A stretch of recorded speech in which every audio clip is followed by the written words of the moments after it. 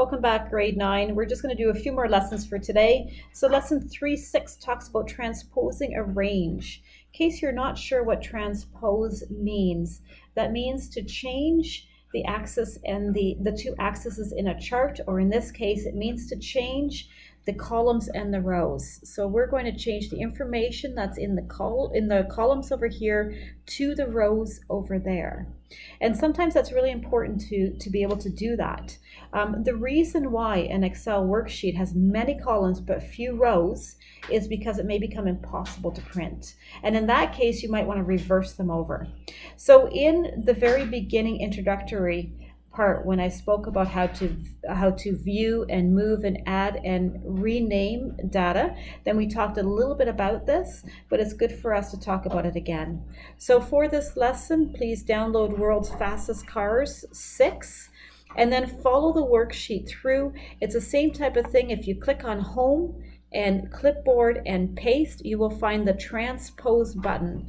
And we met we talked about this in the last lesson. So that's where you're going to find the Transpose button. That's going to transpose or make your rows into columns and your columns into rows. All right, lesson 3.7 talks about using multiple item clipboard. Clipboard, we've already discovered the clipboard in our Word unit as well as our PowerPoint unit.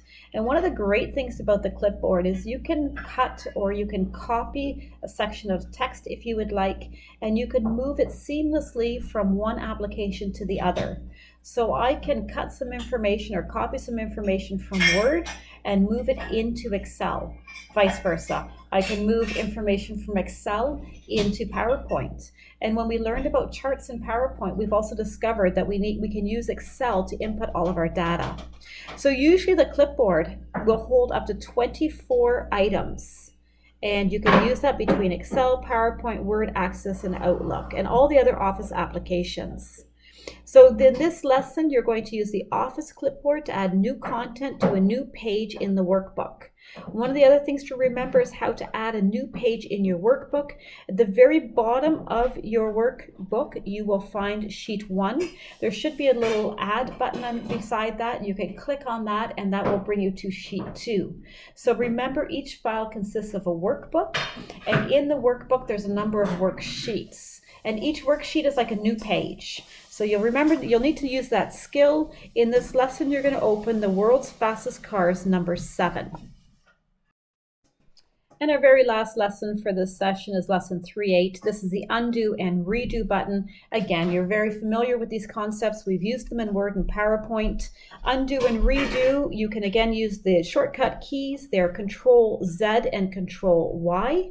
You can also right click, and in that way you can undo or redo anything. And the other method is up on your ribbon. You will see a little arrow that goes back to the left, a little arrow that goes to the right, and that is the other way to undo and redo. So for this lesson, open World's Fastest Cars 8, and that's all that we're going to be covering today. I hope you have a great day for the rest. Thank you.